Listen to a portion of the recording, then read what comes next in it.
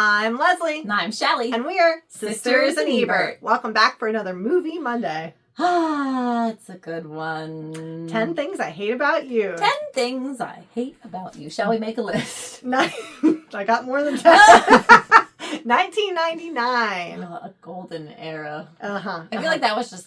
So much happened in 1999. And there were so many movies that came out that were like aimed towards our age gap. Yes, like pop culture.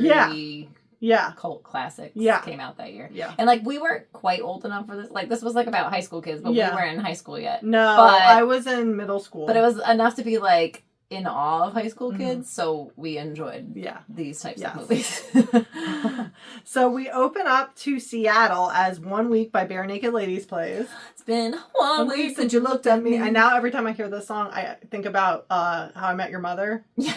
With Katie Holmes. Yes. The first thing I think of, like, this was such a popular song at that era, and it used to be on the radio all the time. All the time. So I used to know it from that, and then once I watched that show, I can't not think of that. Because Katie Holmes, that's a... Yes.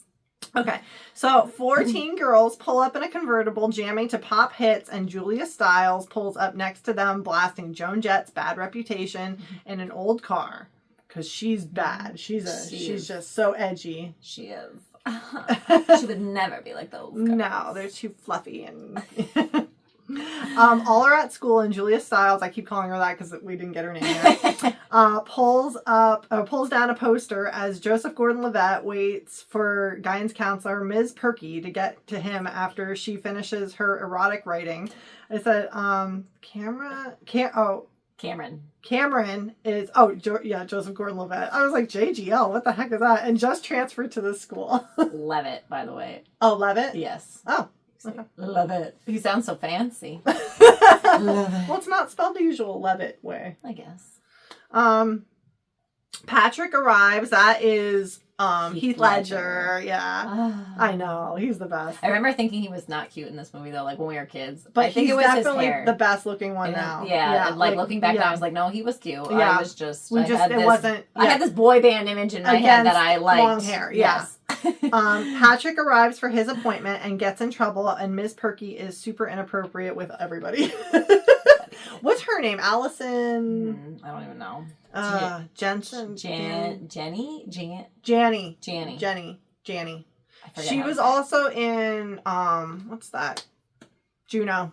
Yes. And a bunch of others. She's been in so many things. Is she an Oscar winner or not? I think she is. I don't know for what. Allison Janney, I think that's her name. Janney, yes. Yeah. That sounds right. Michael shows Cameron around. That's the kid from... Santa Claus. And I don't know his real name.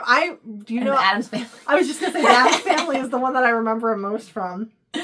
Young Jewish boy. Yes. Not I'm a say Adam something. Yeah, I don't know. Horowitz or... It's something... Is it really that? Jewish sounding. Okay. I don't know that's it, what it is. Okay. But yes, he's been in so many things too. He's always a side character. Yes, but he's great. Yes, he's so good. I didn't remember there being so many famous people in this movie. There were a lot. Yeah, because we're just getting nailed. This is all in the first 2 minutes of the movie, and it's just bam, bam, bam. So Michael shows Cameron around and shows different groups of kids around campus. Bogey Lowenstein ruined Michael's reputation by saying he buys his iZods at an outlet mall. So he's so mad at Bogey. How rude. Bogey's like a preppy, who Michael was in with previously, and now they're kind of rivaling. They're on the rocks. Yeah, and he's the golf kid too, so it makes sense why his name's Bogey. Yeah, I'm hoping that's a nickname. Praying that's a nickname. Cameron catches sight of Alex Mack.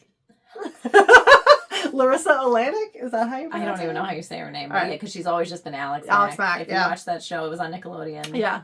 She turned into goo. Yes. Because she was in an industrial accident.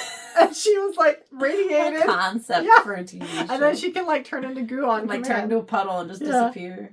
And falls in love, but is warned that the sisters aren't allowed to date. Kat is Julia Stiles and is aggressive in class, and kids also hassle her. She was sent to Ms. Perky's office, who is still trying to write a romance novel and is told to work on the negative way others see her. Which would never fly in this day and age. No, never. Joey Donner, who's Wilson in Seventh Heaven, again, and he leads a cult now. Yeah, he's got a whole other life that you wouldn't believe came from this lifestyle here. Yes. It's also into Alex Mack, but in a nefarious way. Yeah, he's dirty. Because she's a sophomore. Yeah, and he's a senior. And he's like, preying on her. Yeah. Joey gives Alex Mack and Gabrielle Union a ride home. Bianca is Gabrielle Union. Gabrielle? Or no. Gabrielle or Bianca is Alex Mack. Mm-hmm. And then I have Gabrielle Union's name later, but I forget what it is. She's in every teen movie she ever made. She's in that what's that Kirsten Dunst one with the cheerleaders? Bring It On. Bring It On. She's in She's All That. She's All That, yeah. She was in another Something one. else. Yeah, she was in was so she many. also in Never Been Kissed? Was she a side character in that? No, I don't think. I don't think she was in Never Been Kissed. But she was in every all teen of them. movie at this time. Okay, so Bianca, all right, so he gives Bianca and Gabrielle Union a ride home. Cameron learns Bianca and Kat are sisters, and Michael crashes his motorbike. He is not cool, and he is trying to pull away like he's cool, and then crashes this thing. But everybody cheers for him now when he gets up. Yeah. He does seem like a cool nerd. Yeah. He's definitely a nerd, but he'd help you cheat if you needed to. Yeah, people like him still. Yeah. Kat's father arrives home and reveals the mail that Kat got into Sarah Lawrence for college, and Dad wants her to stay home, closer to home for school. She's so excited. She wants to go to Sarah Lawrence. Mm-hmm. That's like her dream number one school. Yes. Kat reveals that Joey drove Bianca home to change the subject, and Dad reminds both girls that they're not allowed to date until they graduate. Dad changes the rule, though, that Bianca can date when Kat dates. Which will be likely longer than graduation. Yes, because Kat is not very approachable by anyone. She doesn't want to have anything to do with anybody. Yes. Cameron is tutoring Bianca in French. Dad's a gynecologist too, like an OBGYN. Yeah, he likes to bring up that, like, do you want to be like one of my patients? 16 years old. I was up to my elbows in placenta all day. Yes, Dad's very strict. Yes, because he's a single parent. Yeah. Mom passed away. Yeah. No, she ran away. Oh, I thought they talk about that, like when she left and she just abandoned them. I was confused the whole movie because they kind of tiptoe around it. And sometimes they make it sound like she died, and sometimes they make it sound like she was... They grieved her because she just took off and left. Okay. Kat reveals that Joey drove Bianca home. Dad, okay, so Cameron is tutoring Bianca in French to meet her, even though he doesn't speak French. Yeah, he's like, well, I'll learn French so I can talk to this girl. He needs an in with her. He's a sophomore also. Yeah. Okay, so and he's like a military kid. Like they travel, like they move a lot. Yeah. Cameron invites her out, but Bianca reveals that she can't date until Kat does, and that Kat used to be very popular, but must have got sick of it one day. And Bianca asks for help from Cameron finding someone to date Kat so that he can date her. Mm-hmm, so, yeah. She doesn't, like...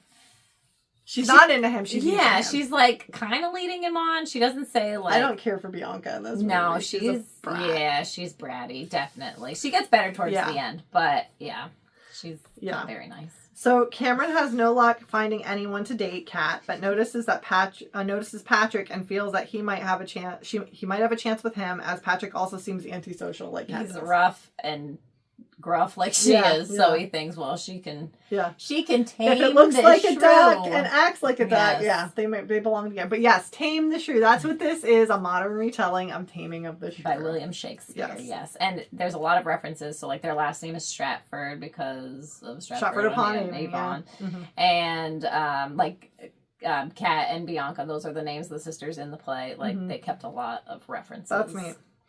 Okay. Michael enlists Joey's help to have Patrick to date Kat so that Joey can date Bianca. So he's going to get Joey thinking that he's going to date Bianca and try to swoop in have Joey do the funding of the project. Yes, they need a middleman to... And then swoop in. Yes. Joey will think about it, and he'd be cool by association knowing him and hopeful that the plan will work to help Cameron. Joey talks to Patrick about paying him to take Kat out, and Patrick agrees for $50. Mm-hmm.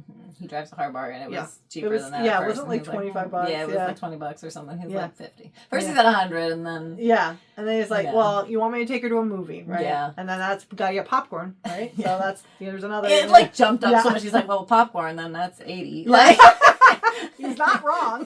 Now, yeah, 1999. I don't know. It was still kind of expensive then. True. It was on its way up because I remember our parents always complaining. Patrick goes to talk to Kat and she turns him down. Kat's upset that Bianca's wearing her mother's pearls, and Kat shuts down Patrick again and hits Joey's car when he parks her in. Just backs right into it. He's like, well, she's like, move your car. No, I'm like that. All right, huh. And then her dad's like, hey, you can't run into a car every time you get mad at He's used to dealing with Kat's nonsense. Kat's upset about the car, or Dad's upset about the car and doesn't want Kat going to the East Coast for school again, but the conversation is interrupted again by his work pager. Joey's upset that Patrick has not yet succeeded, and Patrick informs that he just upped his price to $100 per day. Yeah, so Patrick's having difficulty. Yeah. Like, he's kind of shocked, I think, at first that Kat's flat out turning him down. But then now he's like also driving a harder bargain, even though like he didn't have any results. He had no luck. But he's like, well, I need more money. Yeah. Michael and Cameron inform Patrick that they will help him if he helps Cameron with Bianca. So they're really like these middlemen are just double crossing everybody. Michael says that Friday will be perfect at Bogey Lowenstein's party, and will also use it to get payback to Bogey by making the party huge and inviting the whole school. So Bogey's party is supposed to be just like a small gathering of his little elite friends having from the quiet golf club or whatever, like study night or something. Like they're just a little gathering, and they make up flyers and make it this huge rager like kegger. Yeah. Cameron asks for help knowing Kat from Bianca to get Kat to date, and she agrees at the Seattle Troll. Yeah, the Seattle Troll. I forget what the Durham Troll? Something Troll. This guy makes these trolls. That was like the first one, and they're all over the country now. And they're huge. It's like a famous thing. Carpetbagger goes to them often. Like, he was actually just at some last week. That's why there was like a whole troll trail at this one state. You had to like go take these clues and go. There were 6 different trolls in the area. 6 different trolls. And you saw how they're huge. They're big. Very big. Yes. Yeah, they're like 10 feet tall at least, and he uses all recycled materials, the guy who makes them. Yeah. And finally you reach this giant rabbit in this place too. Yeah, there was one rabbit and the rest were all trolls. Oh, okay. Yeah, it was an odd little... Interesting. There was a story that went with it at each stop. Get told the story. Yeah. Okay, so that was at the Seattle Troll, and then Cameron... So Kat's in on it now too. Like, because that was Cameron not talking to Kat. Or, Bianca's in it now, too, to try to get Kat. Like, this is what I'm trying to do so that I can take you out. Yeah. Cameron and Michael go to the bar, go to a bar to find Patrick and give him information on Kat, including that she hates smoking, because he's a smoker, and that she likes pretty guys and general feminist stuff. I'm not a pretty guy? You don't think I'm a pretty guy? I also wondered, like... I wouldn't exactly say pretty guys was her type, like, because they found Jared Leto. Oh yeah, Jared Leto. But like, I don't think he. And back then, especially, he wasn't. I don't think a pretty. No, I don't know. I think they could have used a better descriptor. I think they could too, like a different person as the example. Kat's favorite band is playing the next day at Club Skunk, and Patrick doesn't want to go, but is persuaded. He's like, I can't be seen there. No, like, you need to. Yeah, she's gonna be there. Patrick goes to Club Skunk and runs into Kat at the bar, who pretends he's not interested in her. He's like, can you please be quiet? Like, I'm trying to listen to my favorite band here. Yeah. And she's like, you like this band. Yeah. Patrick asks Kat to Bogey's party, and Kat doesn't say yes or no, but when Bianca tries to go, Kat also agrees to go, and Patrick arrives to take her at the same time. So it's just convenient. Happy little coincidence. Cameron and Michael are nervous about the party, and Bogey opens the door thinking it's Nigel with the brie. Time out though. Yep. Is this the belly? This part? Or is that later? Is that prom? I don't remember. I think this is it, yeah. Because she was in the red dress. Yeah, so she was trying to leave to go to the party, and the dad was like, wait a minute, put on the belly. Yeah, it's like a big pregnant like a belly. Simulation belly. So like, she's standing there, and then he comes to the door, and he's like, who knocked up your sister? She's got on over her clothes. And she's just like, she looks miserable. She's so embarrassed. Like, please let me leave, Dad. I promise I won't get pregnant at this party. Who knocked up your sister? So, yes. So, Bogey opens the door thinking it's Nigel with the brie, and the whole school rushes in. But if you look, when he opens the door, the first kid in is, in fact, Nigel with the brie. I mean, good. At least they got the brain. Yes. Poor Bogey, though. Kat is at a party and warns Joey to stay away from Bianca, but Bianca doesn't listen. Cameron tries to talk to Bianca, but she is whisked away by Joey, who she is interested in. Yeah, but soon bored by. Because all he's doing is talk about himself. Oh, yeah, he's like a model. He's a model, and he's like... And, like, he had 2 identical headshots, but, like, one was in white shirt. Yeah, he was like, which one do you like better? Yeah. And he's been in, like, commercials and stuff. Yeah. What is it, a hemorrhoid commercial or something? Yeah, I think you're right. Patrick tries to stop Kat from getting more drunk, but she doesn't listen and starts dancing on a table to Biggie's Hypnotize. And that got her the part in Save the Last Dance. I bet it did. 2 years later. It looked just like Save the Last Dance, so I can understand that. We'll have to do that movie. Yeah. Although I think... it's a hot take. I think this movie's better than that movie. Oh, it's way better. Sorry. Yeah, okay. That's way better. Okay. There's no way she was in Juilliard. No. Absolutely no way. Kat falls off the table and Patrick attends to her. Cameron tells Patrick, but the bet is off since Bianca only wants Joey, but Patrick encourages him not to give up if he's into Bianca. Mm-hmm. Patrick fears that Kat has a concussion and tries to keep her awake. She vomits on his shoes. He's taking very good care Yeah, he of is. her. He took her out. He's having her sit on a swing set and just calm down. Just kind of relax, yeah. Stay alert. Yep. Joey's takes Chastity, Gabrielle Union, Chastity. To an after party as Bianca has curfew, and Bianca asks Cameron to give her a ride home. Mm-hmm. Patrick drives Kat's car home for her, and Kat says that Patrick isn't as vile as she thought, and is offended when Patrick turns down her kiss. She tries to kiss him, and he's like, I'm not going to do that. Yeah, but he's definitely catching some feelings. Oh, he is. Here. Yeah, it's mutual. But he knows that she's not in a good state, so right. he doesn't want to take advantage. Like yes. Cameron calls out Bianca for using him and being selfish, but Bianca kisses him and stops his speech, and then he just shuts right up. And he's so folds happy. Like a deck of cards. He is in love with this girl. Cameron feels that he is back in the game. Kat is teased for her party behavior at school, and Mr. Morgan assigns a sonnet assignment, but is still suspicious of Kat, who likes the assignment. She's like, I'm really excited to write it. And he's like, get out of my class. He thinks she's smart mouthing him. Yeah, because she always is smart. She always has an issue with everything in his class. So and now she's generally excited to write a sonnet. I mean, this is a Shakespeare show. That sounds awful to me. But yeah. Michael talks to Kat's friend Maureen from Center Stage. Yes! I was like, where do I know you from? And I was like, that's it. She is obsessed with Shakespeare in this movie. Yes, like obsessed. Like she thinks she's dating William Shakespeare. And apparently there was a darker version of the script before this where she was like gonna like herself to be with him. Oh. Yeah. And finds out that Kat hates Patrick with the fire of 1,000 suns and informs Patrick and Cameron of this. Yeah. No, hates Joey, isn't it? No, Patrick, because he didn't kiss her in the car. Oh, okay. Yeah, because that's what Maureen tells her. It's not Maureen on this, but... Yeah. Prom is coming up, and Joey again pays Patrick to take her so that he can take Bianca, $300 this time. Mm-hmm. Though Patrick is hesitant to take it and tries to approach Kat several times unsuccessfully because she's still mad. Mm-hmm. Finally talks to her in the bookstore, but she's still angry at him and shuts him down. He's like following her all over the place. He's definitely stalking her. What was the book he was asking for? Modern Feminist or something? It's something like that, about feminism. Yeah. And she's like, here. Here's your copy. Yeah. Patrick, because he says he lost his copy. Yes. Patrick bribes an AV student to give him control of the stadium microphone and sings "Can't Take My Eyes Off of You" with the marching bit. I know. It's my favorite. I know. It's everybody's favorite part. Over the audio speakers, auditorium speakers, the stadium speakers to Kat at the soccer practice while evading security. He's like, "Let me love you," Yeah. and then security's chasing and he gets away. Yeah, he's like dancing away and from them. Security is like out of shape and they're just like they finally catch him and drag him away, and she's just giggling at him, and she's smitten now too. Yeah.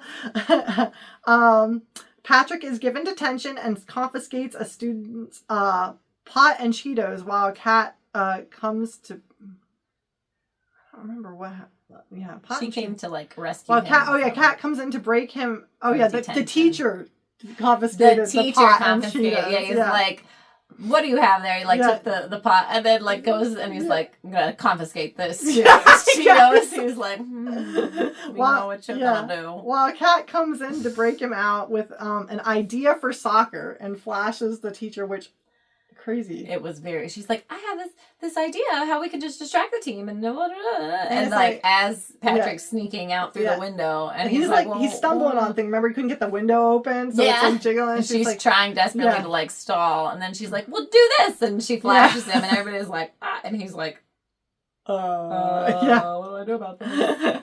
And so many parts of this movie, you get like expelled and teachers fired in this thing. This does not like fly. Miss Turkey and her erotic novel that the kids are basically helping her write, like on her school computer. Yes. Yeah. Patrick and Kat hang out in a paddle boat after and ask her why she acts like she does, and they go to a place for a paint fight. It's just like and they kiss. It's like paintball kind, but it's like not paintball. Throwing paintballs at each other. And she says that she acts like she does, so she's not disappointed by others. I think her mom her up. Oh yeah. Mm-hmm. Patrick and Kat arrive to Kat's house and ask each. Oh yeah, so they kiss at the paint, all full of paint. And they ask each other about all the rumors about each other, like what's true, what's not. Because like there were rumors about Patrick too. Yeah, like, that he killed somebody or something. Yeah, like he was off for the last year. Like he was not at school, and so there was all these things. Like he was in jail, and he was on the run from the cops. I don't even know. Patrick asks Kat to prom, and she asks him why he's pushing and what's in it for him, and walks away. Michael asks Kat's friend to prom with a Juliet dress. Like hangs it up. And he signs it, like he hangs it up in her locker with a note, and it was like WS or something like that. Like Shakespeare himself. It's a little weird because I feel like she does not like Michael. She just is Shakespeare. Yeah, into the idea of... Yeah. Bianca asks Dad about prom, who again says no unless Kat goes, and tells her prom isn't just kissing, and kissing isn't what keeps him up to his elbows in placenta all day at work. Kat comes to talk to Bianca and informs her that she dated Joey once in 9th grade and slept with him after their mother died, but that he dumped her after, and she said she didn't want when she said she didn't want to do that again. Yeah. So this is why she was popular and is not anymore because of Joey. Yeah. Bianca somehow is still mad at Kat that Kat won't go on dates so she can because she was the only sophomore who was asked to prom. Mm-hmm. So yeah. She has no sympathy for her. She's like they're finally having a moment where they can bond a little bit. Yeah, and she's like, well, I'm still mad at you. Kat changes her mind so Bianca can make her own choices and agrees to go to prom. Bianca also goes with Cameron. Kat arrives Which I was curious about this. Cameron is not a senior. No, so how is he going to prom? Yeah. It didn't add up. It didn't. Kat arrives wearing her mother's pearls and meets Patrick and apologizes for questioning his motives. Joey arrives to pick up Bianca, who's already left with Cameron. Mm-hmm. Also, let's talk about the prom dresses. Kat... Fine. Yeah. Whatever. It was like black or blue. Yeah. Like it was like dark, slinky. It's of the time. Yes. Yeah. Bianca. It's one of those halter ones. Yeah. So it's like a shirt. Those were really popular. They were at the time. Yeah. And I remember first watching this and I loved it. And now I watched it, I was like, ooh, that is not a flattering silhouette. Well, it's an ugly color for the skirt too because it's not just pink, it's like yellows and stuff in there too, wasn't it? It's like tulle, right? The bottom was tulle, and I think that was just like a light pink, but then the top was like magenta sort of pink. I thought the whole thing was magenta. No. Okay. It was two different colors, and I just was looking at it like, oh. Yeah, our mom used to be like, those are hideous. Those dresses are hideous. But I used to love it at the time. I was like, no, it's not. It's not beautiful. Yeah, exactly. And looking back, ooh, yeah. She was right. Well, it's very of the time. It was very cool. Like, like think about if you've seen like a 70s dress where it's very boxy. And, like, I mean, it looks like a nightgown. It was like the 80s, like puffy sleeves. Yeah, everything's got it. That was cool then. Yeah. Okay. Michael continues acting like Shakespeare to impress Kat's friend, and Patrick got Kat's favorite band to play prom and kisses Kat somehow. Very, very strange. I think he used the money that he was being paid to get them. Yeah, the $300 for prom. Which, cheap band. Well, they play these little dive bars, so... That's true. Joey brought Chastity inside and informs Bianca that he had a bet he was going to sleep with her. Joey confronts Patrick that Bianca took Cameron instead and says in front of Kat that he wasn't paying him to take Kat off to get snaked by Cameron, or to take Kat out to get snaked by Cameron, and right Kat in front storms. of Kat. Yeah, and Kat storms off. She's mad. He blew the whole thing. She's big mad. Mm-hmm. Joey punches Cameron, and then Bianca punches Joey twice and knees his testicles for hurting Cameron, Kat, and herself. Yeah, that's for my sister. Yeah, and that's for my date, and this is for me. Yeah. Patrick is We have toy shifting. It was a shifting of a shark toy over here. Patrick is confronted about his deceit by Kat and doesn't believe that Patrick truly cared about her. Bianca invites Kat to go sailing with her and Cameron the next day and thanks Kat for coming last night, and Kat declines the invitation. Kat does tell her dad about Bianca successfully punching out Joey, and her dad laments, there it is, not being in Kat's life when she's at Sarah Lawrence next year. And Kat is happy that he already sent them a check accepting her choice. Yeah, because he had done that before they even talked. He had sent them a check to secure her spot at the school. He's allowing her to go. Yeah. Kat reads her sonnet in Mr. Morgan's class and breaks down crying as it's about Patrick and shows real emotion. And the 10 things she hates about him. Yeah. I would say it's a little more than 10. Yeah. I don't even hate you, not a little bit. Not even at all. And she's crying, and they did that in one take. She cried. She wasn't planning on crying, but she did, and so they left it. That's good. Kat arrives out to her car to find a guitar there that she wanted. Oh, that's what he spent the money on. Oh, that she wanted to start her band. Because at one point she talks about like wanting to start a band, and makes up with Patrick, who used the money he got taking her out to buy it. They kiss with "I Want You to Want Me" and a crane shot playing. Gotta have a good crane shot to end a movie. And it was sung by the band that she likes, whatever their name was. And they were on the rooftop for some reason at the school. Like the crane shot as they back up. And they reminded me of No Doubt. Me too. They definitely wanted to be. They were definitely going for that. It was like the low budget No Doubt. Yep, the girl definitely wanted to be Gwen Stefani. Yeah. Mm-hmm.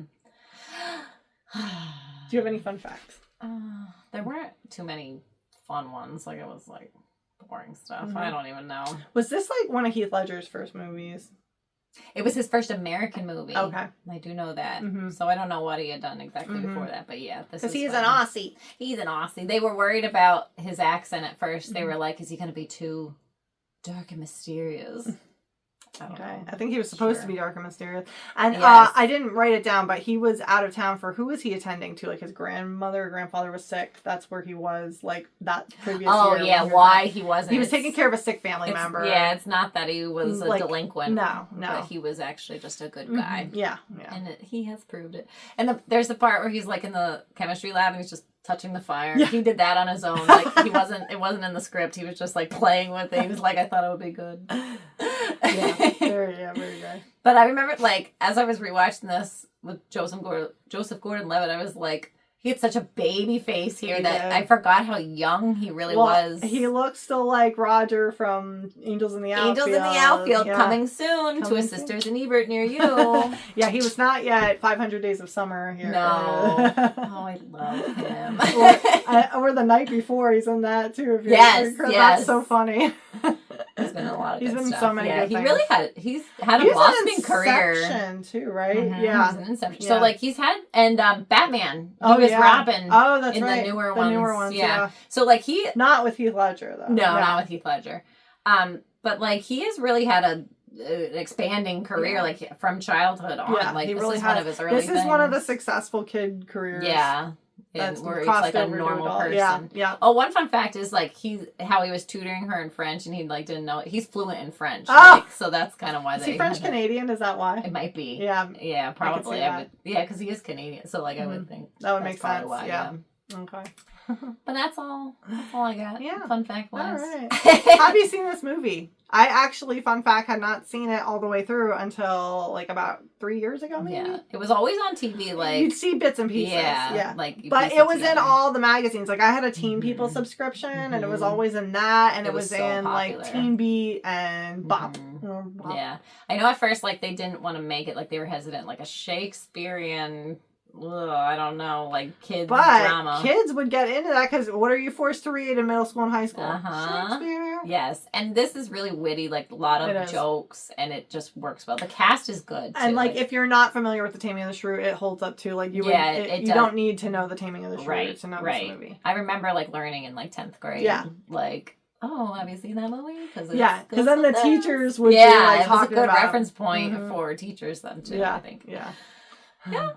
I like it. Yeah. I think it's fun. Definitely. I like when there's like something pop culture that teachers can reference to get kids into something. Like a little off topic. When I was in 9th grade, that was when the South Park episode of Great Expectations came out. And we would just got done reading Great Expectations. And perfect. And my teacher was like the driest, like monotone teacher. And we were getting ready to take our test. And he was like, and I don't want to see anybody write that Miss Havisham had robot monkeys. And we're like, what's the episode? You saw the episode?